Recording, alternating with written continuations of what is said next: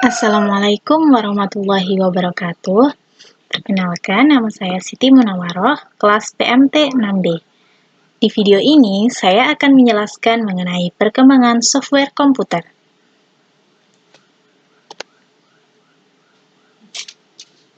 Apa itu software?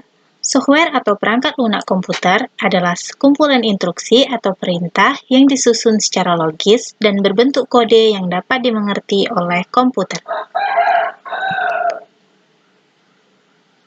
Perkembangan software komputer dari masa ke masa dibagi menjadi 4 periode, yaitu era pionir, era stabil, era mikro, dan era modern. Pada era pionir, bentuk software komputer pada awalnya adalah sambungan-sambungan kabel ke antar bagian dalam komputer. Software komputer merupakan satu kesatuan dengan sebuah hardware komputer, dalam artian sebuah program untuk sebuah mesin, dan digunakan untuk tujuan tertentu. Penggunaan komputer saat itu masih dilakukan secara langsung, dan hasil yang dikerjakan oleh komputer berupa printout. Selanjutnya, era stabil. Pada era stabil, penggunaan komputer sudah cukup meluas dan banyak digunakan di berbagai kalangan. Perusahaan perangkat lunak pun mulai bermunculan. Software komputer yang dijalankan bukan lagi satu-satu, tetapi sudah banyak proses yang dilakukan secara bersamaan atau multitasking, mampu menyelesaikan banyak pengguna atau multi-user secara cepat atau langsung. Pada era stabil ini juga mulai diperkenalkan sistem basis data yang memisahkan antara program atau pemroses dan data atau yang diproses. Selanjutnya, era mikro. Pada era mikro, software komputer dapat dibedakan menjadi beberapa bagian, yaitu software sistem, software aplikasi, dan language software atau bahasa pemrograman. Kemudian era modern. Pada era modern, software terdapat pada hampir di semua perangkat elektronik. Semua perangkat yang memiliki software dapat saling terhubung atau otomatis. Pembuatan sebuah perangkat lunak atau software bukan lagi pekerjaan segelintir orang, tetapi telah menjadi pekerjaan banyak orang dengan beberapa tahapan proses yang melibatkan berbagai disiplin ilmu dalam perancangannya. Tingkat kecerdasan yang ditujukan oleh software komputer juga semakin meningkat. Selain permasalahan teknis, software komputer sekarang juga mulai bisa mengenal suara dan gambar. Komponen software komputer dikategorikan menjadi dua bagian, yaitu software sistem dan software aplikasi.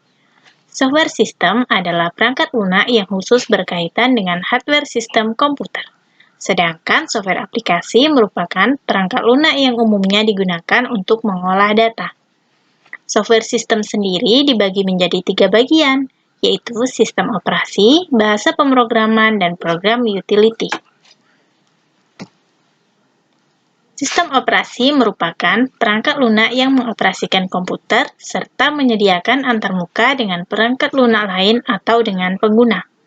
Perkembangan sistem operasi dari masa ke masa yaitu mulai dari generasi awal tahun 1945 sampai 1955. Pada saat itu belum ada sistem operasi, sehingga sistem komputer diberi instruksi yang harus dikerjakan secara langsung oleh pengguna. Selanjutnya, generasi kedua. Pada generasi kedua, diperkenalkan batch processing system, yaitu job yang dikerjakan dalam satu rangkaian, lalu dieksekusi secara berurutan. Pada generasi ini, sistem komputer belum dilengkapi dengan sistem operasi, tetapi beberapa fungsi sistem operasi telah ada, contohnya seperti FMS dan IBS-YS. Selanjutnya, generasi ketiga. Pada generasi ketiga ini, sistem operasi menjadi multi-user, yakni digunakan oleh banyak pengguna sekaligus. Multiprogramming, melayani banyak program sekaligus, dan multitasking, melayani banyak tugas dan pekerjaan. Selanjutnya, generasi keempat. Pada generasi keempat, sistem operasi telah menggunakan graphical user interface, dan juga dimulai era komputasi tersebar, sehingga komputasi-komputasi tidak lagi berpusat di satu titik, tetapi dipecah di banyak komputer, sehingga tercapai kinerja yang lebih baik. Selanjutnya, generasi selanjutnya yaitu Pada generasi selanjutnya, mulai diperkenalkan sistem operasi yang bisa digunakan pada perangkat lain, yakni dapat digunakan di perangkat seperti laptop, notebook, dan netbook. Pada masa ini, ada perkembangan yang sangat pesat, yaitu salah satu contohnya adanya virtualization system, yang mana satu komputer dapat dikloning secara virtual, sehingga di satu komputer dapat menggunakan multi-boot system. Contoh dari sistem operasi itu sendiri diantaranya ada Windows, Linux, macOS, Unix, dan MS-DOS. Nah, di sini kita dapat melihat bagaimana perkembangan user interface dari operasi sistem Windows, yaitu mulai dari generasi pertama, Windows 1.0, Windows 2.0, Windows 3.0, Windows 95, hingga yang terakhir yaitu Windows 10. Baiklah, selanjutnya kita ke bahasa pemrograman. Bahasa pemrograman adalah instruksi atau aturan yang tertuang dalam bentuk kode-kode yang diberikan pada komputer untuk melaksanakan suatu tugas. Perkembangan bahasa pemrograman dibagi menjadi 5 generasi, yaitu generasi pertama, bahasa pemrograman lebih berorientasi kepada mesin. Semua program yang dibuat harus dikodekan ke dalam bahasa mesin, sehingga memerlukan waktu yang sangat lama. Bahasa pemrograman ini menggunakan bahasa komputer atau biner, yang disusun hanya dengan 2 angka, yaitu 0 dan 1. Selanjutnya generasi kedua. Dikembangkan dari generasi pertama, pada tahun 1960 diciptakanlah assembly language. Bahasa pemrograman ini memiliki program khusus yang bernama assembler. Bahasa ini mampu menerjemahkan kode langsung ke dalam bahasa mesin. Kode pada bahasa ini pun memiliki nama yang mudah diingat, seperti add, sub, move, loop, dan masih banyak lagi yang lainnya. Selanjutnya generasi ketiga. Dikarenakan sulitnya menggunakan machine language dan assembly language, muncullah bahasa pemrograman generasi ketiga yang disebut high-level language, karena mudah dipahami dan sudah memiliki penerjemahnya sendiri, yaitu yang disebut compiler dan interpreter. Selanjutnya generasi keempat. Generasi keempat ini disebut sebagai generasi query, yang memiliki struktur tertentu dalam bahasa pemrogramannya, serta cocok digunakan untuk mengakses suatu data. Contohnya yaitu query language, report generator, dan application generator. Selanjutnya generasi kelima. Bahasa pemrograman dari generasi ini memfokuskan untuk membuat sistem yang efisien, serta memberikan fitur otomatis dalam membuat suatu program.